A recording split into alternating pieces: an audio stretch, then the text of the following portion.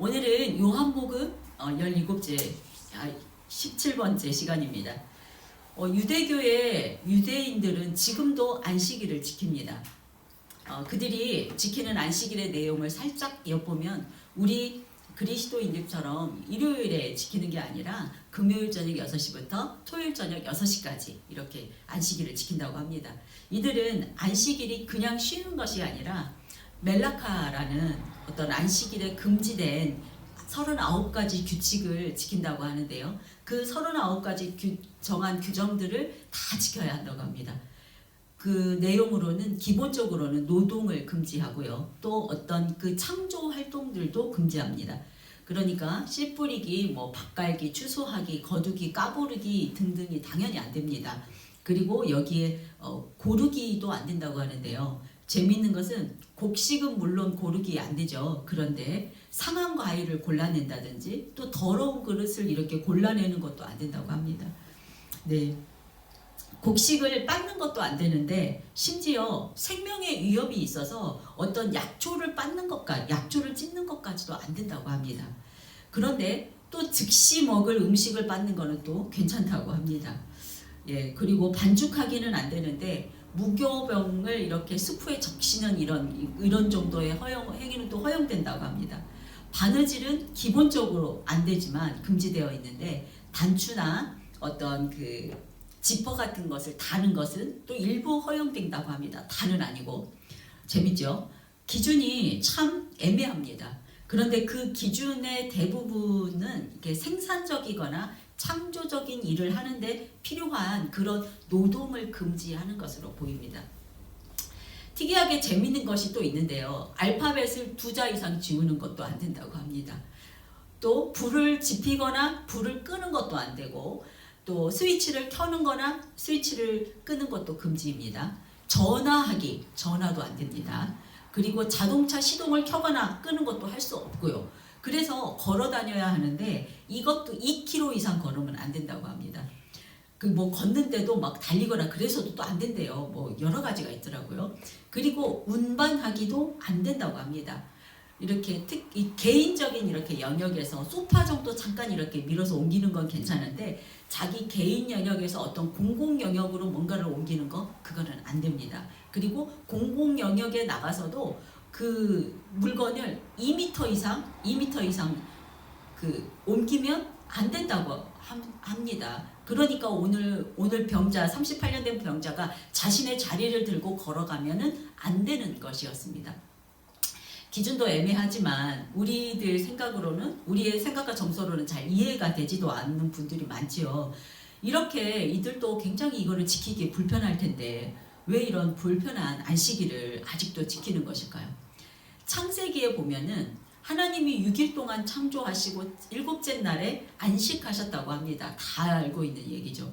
그런데 안식일은 하나님께 필요한 날이 아니라 사람에게 필요한 날입니다. 하나님은 졸지도 아니하시고 쉬지도 아니하시고 피고치도 아니하시는 하나님에게는 쉬는 날이 필요 없습니다. 하나님보다는 그렇죠. 연약한 사람에게 안식일은 필요한 날입니다.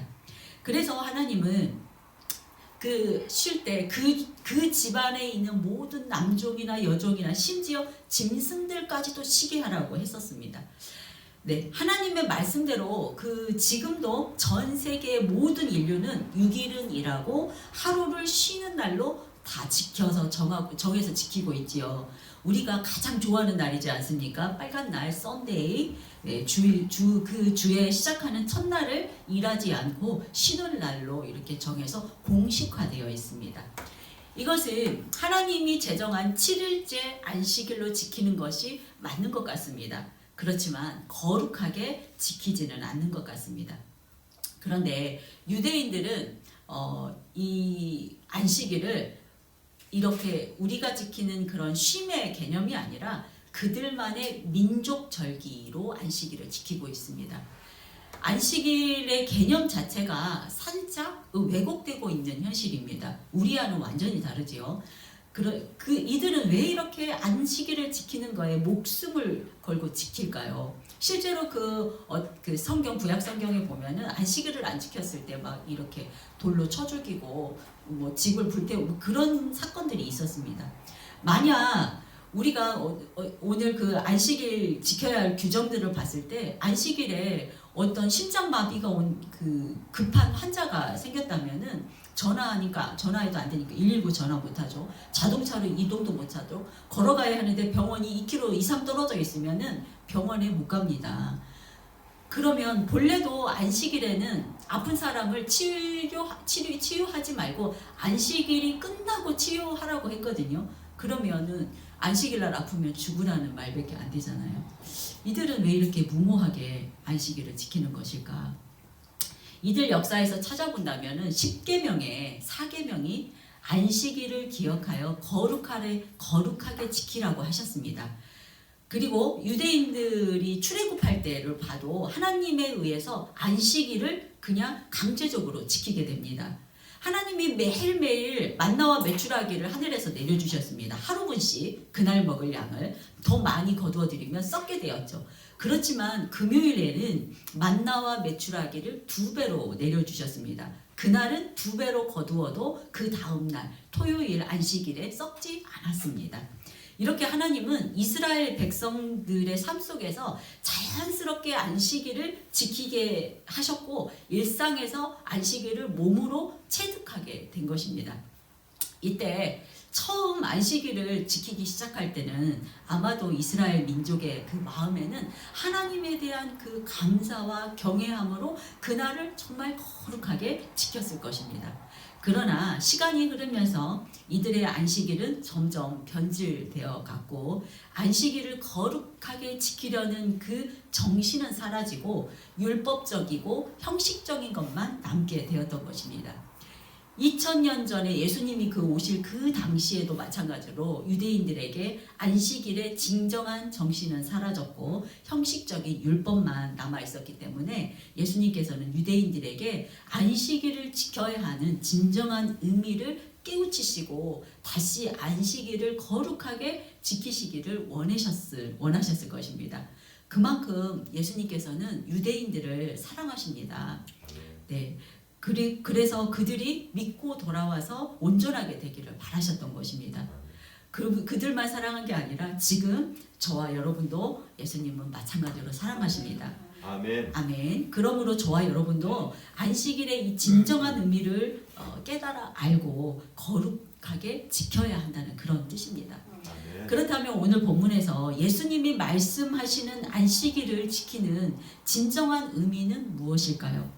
오늘 본문을 통해서 예수님께서 직접 말씀하시는 안식일의 의미를 깨닫고 거룩하게 지키게 되기를 소망합니다. 아멘. 아멘. 그런데 지금 우리가 지키고 있는 것은 안식일이 아니라 주일이라고 하잖아요. 왜 안식일을 지킨다고 할까? 이런 생각이 드시지요. 지금의 기독교는 전반적으로 유대교적인 토요일의 안식일 개념이 사라지고 그 대신 예수님이 부활하신 날이 바로 일요일입니다. 그 안식 후 첫날이니까 일요일을 주일로 지키면서 이날을 우리는 작은 부활절이자 새로운 신약시대의 안식일로 지키며 예배를 드리고 있습니다. 지금 저와 여러분에게 안식일을 지킨다는 것은 주의 날을 거룩하게 성별하여 지킨다는 뜻이고 주님께 감사와 찬양과 경배를 드리는 예배를 뜻하는 그런 말임을 먼저 밝히겠습니다. 아멘. 예수님 부활 이후에 1세기의 초대교회 그리스도인들은 토요일 안식일이 아니라 일요일 주의 첫날을 지키고 있었다는 증거가 성경에 나와 있습니다. 사도행전 20장 7절인데요. 제가 읽어드릴게요. 그 주간의 첫날에 우리가 떡을 떼려 하여 모였더니 바울이 이튿날 떠나고자 하여 그들에게 강론할세 말을 밤중까지 계속하며 아멘. 안식일 이후 첫날 즉 토요일 이후 일요일에 모여서 빵을 떼어 나누려고 모였던 것입니다.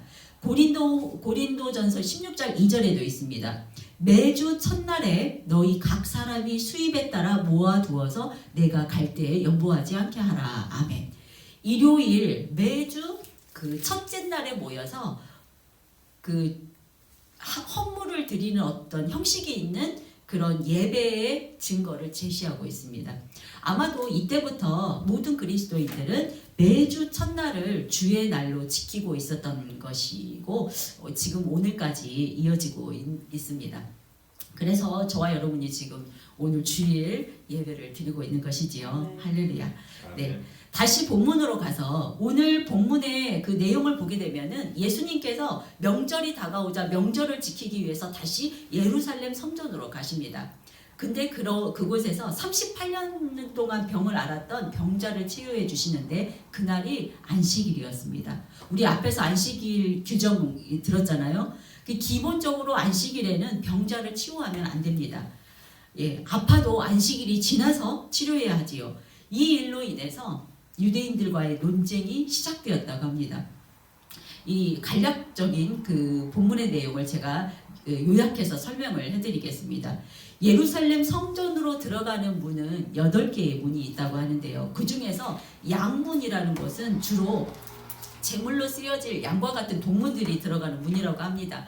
이 양문 곁에 베데스다라는 연못이 있는데 이 연못의 쓰임새는 뭐냐면 그 동물들을 씻겨서 어느 정도 좀 깨끗하게 관리를 해서 성전으로 들어보내는 곳이었다고 합니다. 그러니 얼마나 그 연못이 더러웠겠어요. 근데 그 연못 옆으로 정자가 5개 있는데 그곳에는 병자들이 많이 모여 있었다고 합니다.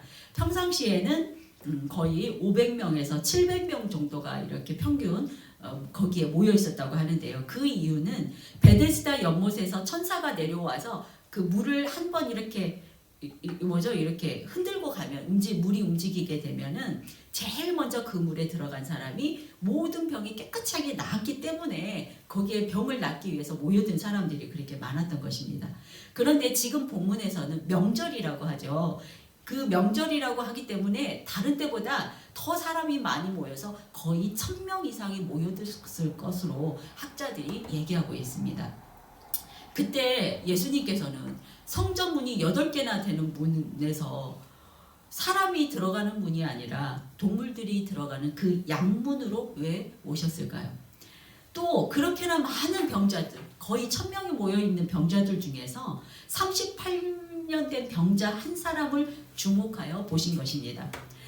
하나님의 일에는 우연이 없음을 믿으십니까? 아멘. 예수님은 유대인의 남자로서 당연히 절기를 지키시는 분이었고 안식일도 지키셨기에 안식일에 병자를 고치면 어떤 일이 발생하게 될지 미리 알고 있었습니다. 그 상황을. 그런데도 안식일에 이 일을 행하신 이유가 분명히 있었다는 그런 의미가 될 것입니다. 그렇죠? 아멘. 여러분 38년이라는 세월이 어느 정도인가 한번 가늠해 보시겠습니까? 저는 이제 55년이나 살아봤고 또 그 중에서 결혼 생활은 29년 차이더라고요. 29년이 딱 넘고 이제 30년을 향해 가지요. 근데 제가 그 어린 시절은 빼고 29년의 결혼 생활의 기간만 봐도 결혼해서 아이 낳고 또 키우고 아이들이 다 자라서 성인이 되고 남을 시간이었습니다. 38년이 아니라 29년이라는 세월도 그렇더라고요. 그런데 그 사이에 너무나 많은 일들과 그런 사건들이 일어났었습니다. 그런데 병이 든 상태로 38년이나 살았다고 하니 제가 어느 정도 가늠이 안 되더라고요. 얼마나 힘들었을지. 우리 성경에 보면은 12년을 혈류증을 앓은 여인이 성경에 나옵니다. 그녀는 12년 동안 그 병을 낫기 위해서 재산을 다 탕진하고 온갖 그 어려움을 다 겪었던 그런 여인입니다.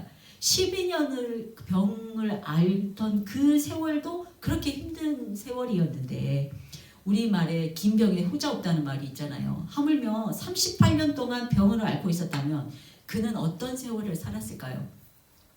남아있는 재산은 당연히 없을 것이고 주위의 가족들도 곁에 남아있지 않을 가능성이 매우 높습니다. 아마도 이 사람은 구걸하는 것으로 생명을 연명했을 것입니다.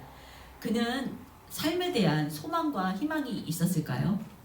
아마도 거의 없었겠지요. 내가 뭔가를 해봐야 되겠다. 이런 거 자포자기했을 것 같습니다.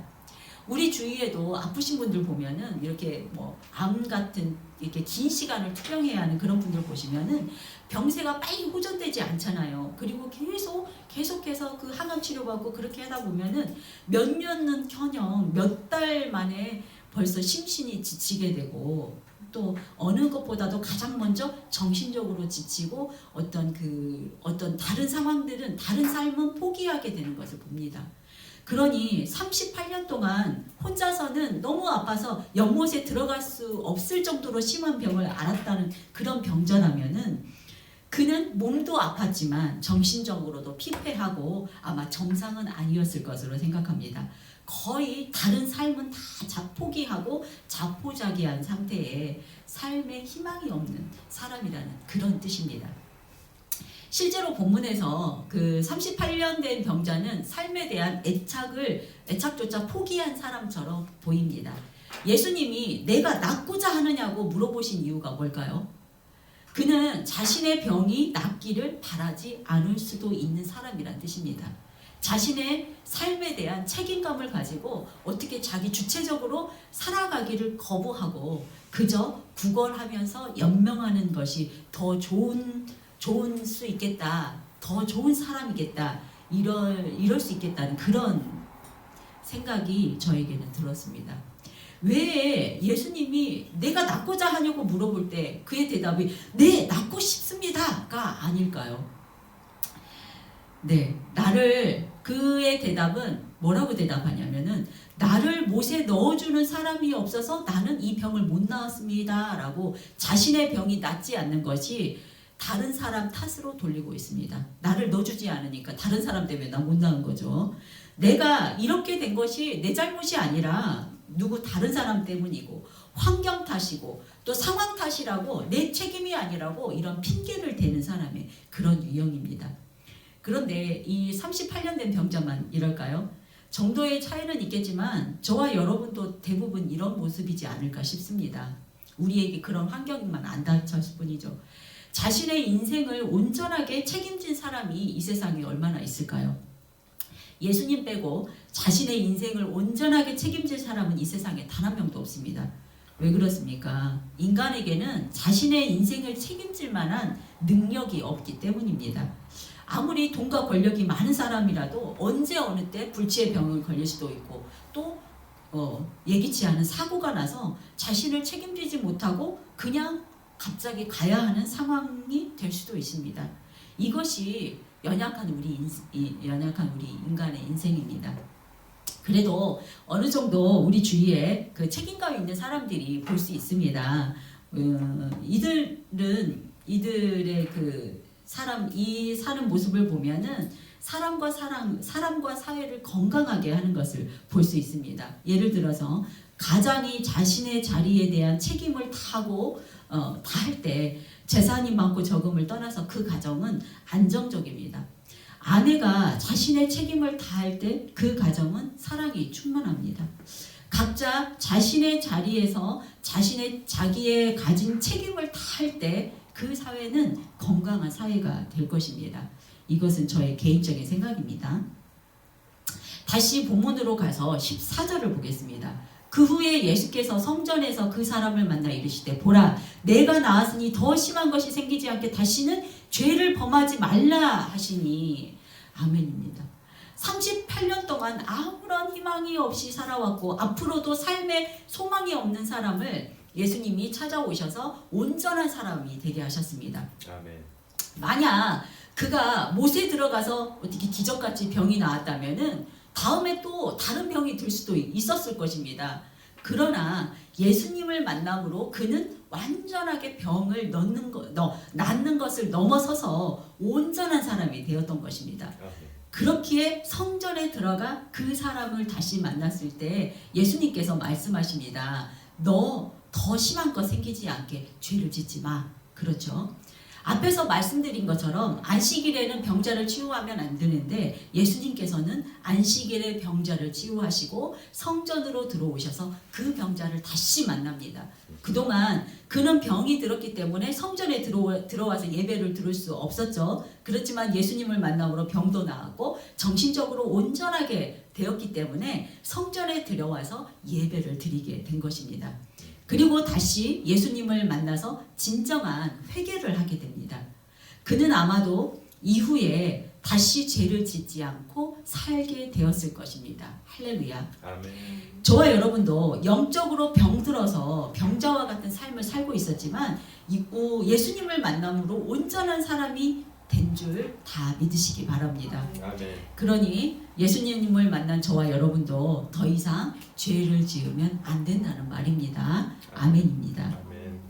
예, 이 일 이후에 예수님께서는 유대인과 안식일의 논쟁을 시작하실 때 제일 먼저 예수님 자신이 하나님의 아들로서 하나님과 동등한 신성을 보이셨고 그 다음 자신의 사명은 하나님의 사역을 수행하기 위해 이 땅에 오신 메시아임을 선포하십니다.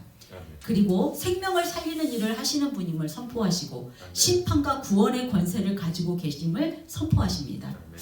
안식일의 진정한 의미를 잃어버리고 하나님을 의식하지 않고 형식에만 얽매여서 안식일을 지키는 유대인들이 깨닫기를 바라는 예수님의 마음입니다. 지금 저와 여러분에게 동일하게 들려주시는 예수님의 목소리이기도 합니다. 아멘. 지금 저와 여러분은 안식일을 주일로 지키지요. 예, 더 자세히 들어가 보겠습니다. 저와 여러분이 안식일을 지킨다는 것은 어떤 의미일까요? 안식일을 지키는 진정한 의미의 첫 번째는 안식일의 주인이 예수님이심을 인정하는 것입니다. 17절입니다. 예수님께서 그들에게 이르시되 내 아버지께서 이제까지 일하시니 나도 일한다 하시매. 아멘입니다. 예수님께서는 자신이 하나님의 아들이심을 선포함으로 자신의 신적 신성을 보이셨습니다. 하나님 아버지가 안식일에 일하시니 아들인 자신도 일하신다고 말씀하시지요. 안식일에 하나님은 생명을 돌보시고 은혜와 사랑을 베풀고 계시다는 그런 의미일 것입니다. 그러므로 하나님의 아들인 예수님도 하나님과 똑같이 저와 여러분의 생명을 돌보시고 은혜와 사랑을 베풀고 계시다는 그런 뜻입니다. 오늘 38년 된 병자도 안식일에 예수님을 만났을 때 온전한 사람이 되었습니다. 이 말은 예수님이 창조주가 되시고 안식일의 주인이라는 뜻입니다. 이처럼 저와 여러분도 안식일을 지킨다는 것, 안식일에 예수를 만나면 우리가 온전하여진다는 뜻이기도 합니다. 그러므로 지금 저와 여러분은 예배를 드리는 이유는 예수님이 안식일의 주인이기에 우리를 온전케 하셨다는 그 믿음으로 하나님께 기쁨과 감사를 드리고 있는 것입니다. 아멘입니까? 네, 예수님이 안식일의 주인입니다. 할렐루야. 예, 이어서 저와 여러분이 안식일을 지킨다는 것은 어떤 의미일까요? 안식일을 지키는 진정한 의미는 두 번째, 그것은 바로 예수님이 생명의 수여자라는 사실을 인정하는 것입니다. 21절입니다. 아버지께서 죽은 자들을 일으켜 살리심같이 아들도 자기가 원하는 자들을 살리느니라. 아멘.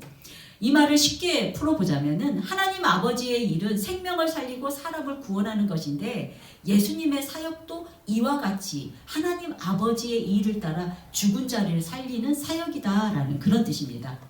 예수님은 19절에서 아들이 아버지께서 하는 일을 보지 않고는 아무것도 스스로 할 수 없다라고 말씀하셨죠. 이 말의 뜻은 아들이 아버지의 뜻에 100% 순종하며 그 뜻을 완전하게 행하신다는 그런 의미입니다.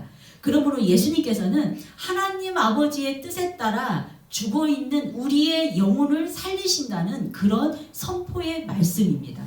그렇습니다. 예수님은 저와 여러분의 생명을 살리시는 구원자 되십니다. 아멘입니다. 24절에서 이 말씀을 자세하게 설명하십니다. 내가 진실로 너희에게 이르노니 내 말을 듣고 또 나를 보내신 이를 믿는 자는 영생을 얻었고 심판에 이르지 아니하나니 사망에서 생명으로 옮겨졌느니라. 아멘. 지금 이 자리에 예배를 드리고 있는 저와 여러분은 예수님을 다 믿으시지요? 아멘. 네, 예수님을 믿기에 이 자리에 예배를 드리고 있는 것입니다. 그렇다면 저와 여러분 모두는 예수님의 말씀대로 영생을 얻었다는 뜻이고 사망에서 생명으로 옮겨졌음을 믿으셔야 합니다. 아멘. 아멘. 믿어지는 은혜가 있기를 축원합니다. 아멘.